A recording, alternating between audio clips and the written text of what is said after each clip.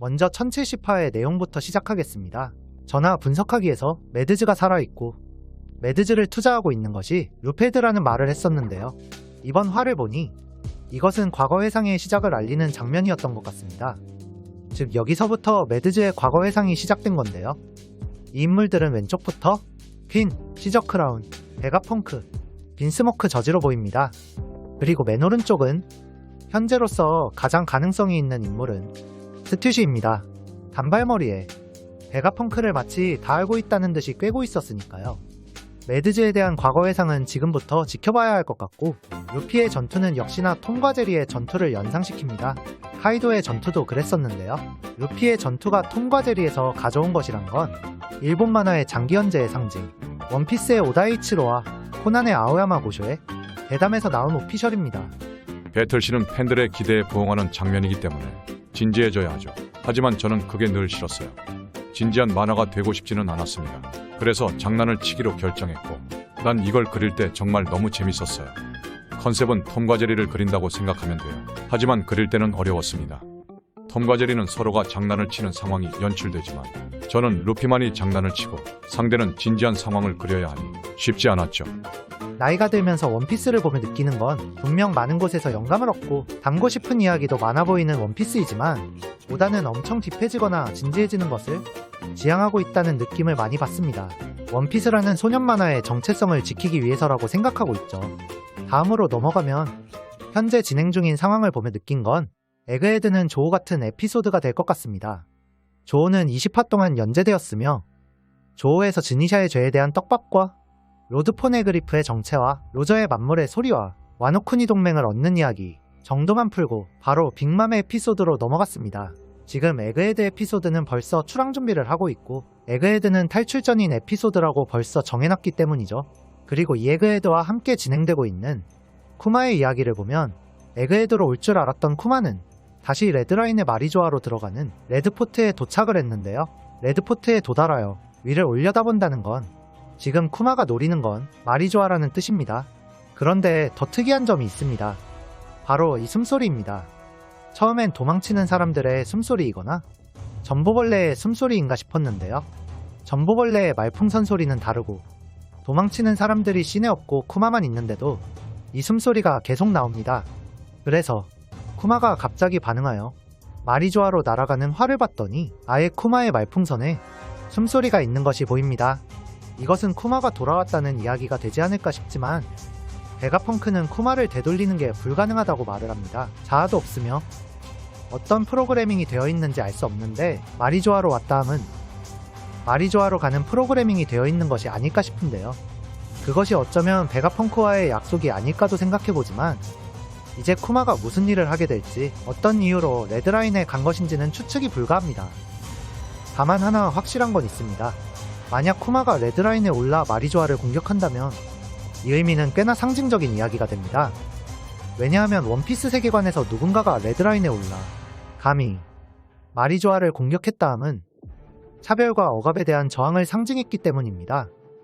거대 로봇이 200년 전 레드라인을 올라 마리조아를 덮쳤을 때는 어인족이 인류로 인정받는 해가 되었고 피셔 타이거가 레드라인을 올라 마리조아를 덮쳤을 때는 노예에 해방을 하며 태양의 적단이 탄생했고 그 시기쯤에 포세이돈의 힘이 해방되었기 때문이죠. 만약 쿠마가 마리조아를 공격한다면 지금 오다가 말하는 세계전쟁에 세계정부도 엮어 들어가는 과정에 쿠마가 도화선이 되지 않을까 싶습니다. 그리고 에그헤드 사이드를 보면 이 와중에 지금 오다는 2개의 장치를 설정해 두었습니다. 아직 등장하지 않은 아군이 1명 있고 적군이 1명 있다 라는 것이죠. 먼저 아군이 누군지 보도록 하겠습니다. 아군이 있지만 우리에게 붙으면 있을 곳을 잃고 정부에게 쫓긴다고 말을 합니다. 즉 원래의 정부 사람이거나 어느 쪽도 아닌 중립인 사람이라는 뜻인데 지금 드는 생각은 스모커나 드레이크밖에 없습니다. 스모커는 그냥 나오지 않아서입니다. 원피스 일부 해군의 상징인 코비와 헤르메포, 거프까지 등장했고 소드와 함께 타시기까지 있는데 타시기와 함께 있어야 할 스모커가 보이지 않기 때문이죠. 스모커는 원래 해군의 말을 듣지 않는 인간이기에 해군과 세계정부의 말을 들을 필요는 없지만 그렇다고 베가펑크를 구할 이유도 없긴 합니다. 그럼 조금 더 가능성이 높다고 생각되는 드레이크를 보면 드레이크는 와노쿠니에서 이 장면을 마지막으로 등장하지 않았는데요. 드레이크는 스모커보다도 훨씬, 오히려 다른 이들보다도 훨씬 나올 가능성이 높은 인물입니다. 에그헤드 근처에 소드가 있고 코비가 납치되며 영웅 거프까지 코비를 구하러 나서겠다고 한 지금 드레이크의 소드에서의 직책은 소드 대장입니다. 만약 여기서 구해주겠다고 하며 등장하게 되는 인물이 드레이크라면 자연스럽게 에그헤드 근처의 소드의 대원들과 에그헤드의 소드의 대장이 만나게 되고 가프가 검은 수염에게 쳐들어가기 전에 루피가 자연스레 코비의 납치를 알게 되는 그림을 그릴 수 있기 때문입니다. 그리고 가프의 출전을 보면 원피스는 나이에 대하여 가혹합니다.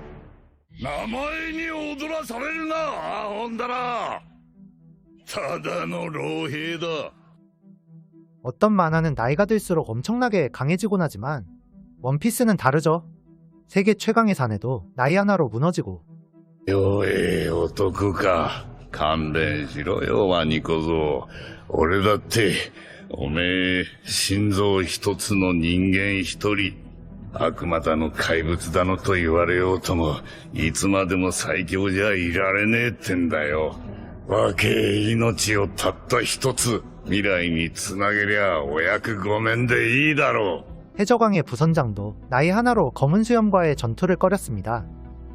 분명 검은 수염과 가프와의 전투는 독자들이 흥분할 만한 케이스이긴 하지만 지금 오다가 준비하는 건 신시대입니다. 노장은 뒤로 물러나게 될 것 같습니다. 海賊時代が生まれ変わろうとする今海軍に老兵がのさばってどうします正義は価値観世代は超えられない 하지만 제목대로 가프가 하치노스로 출동할 것이라면 가프는 위험합니다. 에이스라는 캐릭터가 탄생한 이유가 뭔지 아시나요? 루피에게 시련을 주기 위해서였습니다. 지금 루피는 에이스 죽음 이후 너무도 무난히 싸워왔죠. 이대로 가프가 검은 수염과 부딪힌다면 가프는 루피가 검은 수염과 세계정보와 싸우기 위해 성장하게 만들어줄 희생양이 될 수도 있지 않을까 걱정됩니다.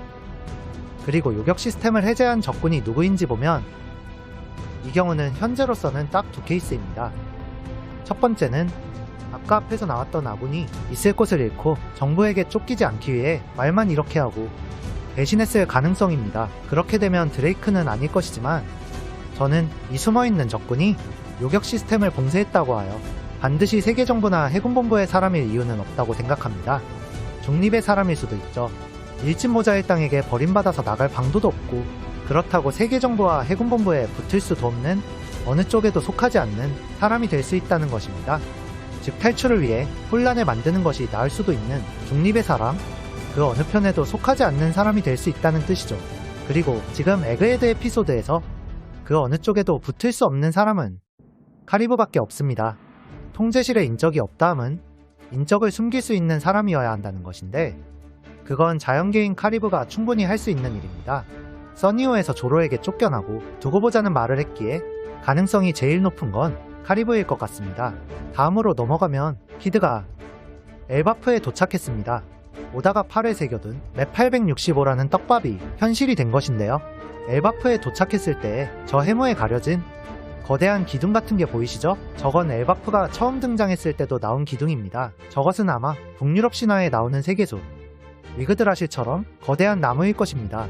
북유럽 신화의 세계수 위그드라실은 존재 자체만으로 세계를 담아낸다는 나무로 통합니다. 엘바프의 전사들은 바이킹의 모티브이기 때문에 북유럽 신화의 영감을 크게 받을 것은 분명하고 이것이 맞다면 지금 오하라의 의지와 연구가 모두 엘바프로 가 있기에 공백의 100년의 역사가 엘바프에서 많이 풀릴 확률이 높습니다. 그리고 저는 빅맘이 살아있을 확률이 높다고 생각하게 되었습니다. 필름레드를 보고 왔는데요. 빅맘이 잠깐 나왔습니다. 필름레드의 시점은 와노쿠니가 끝난 후에 루피가 사왕이 된 시점을 이야기하고 있었기에 극장판도 연결이 된다면 빅맘이 살아있음을 보여주는 것이 아닐까 싶기도 하더라고요. 그래서 조우처럼 짧은 에피소드 후에 엘바프가 처음 나오던 홀케이크 아일랜드를 진행한 순서로 갔듯이 에그헤드라는 짧은 에피소드 후에 엘바프로 넘어가는 순서로 진행하기 위해 키드를 엘바프에 도착시키고 에그헤드의 다음 에피소드를 엘바프로 진행하려는 것이 아닌가 싶습니다. 올해 마지막 분석하기는 여기까지입니다.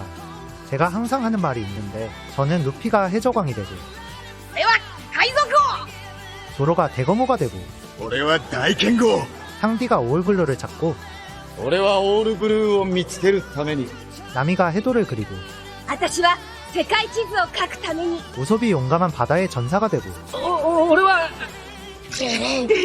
よかなる海の戦士になるためだ 부르기 라분을 만날 때에 ラブーンきっと会いに行きます待っててください少しだけ 제 자신의 모습이 부끄럽지 않았으면 하는 마음이 큽니다. 낭만의 시대를 살고 있는 여러분과 제가 2023년은 각자의 라프텔로 가는 길에 큰 역사를 새길 수 있는 행복하고 알차고 건강한 한 해가 되길 바라고 응원합니다. 내년에 만나요. 全くいい人生だった。あ言っといてバカ息子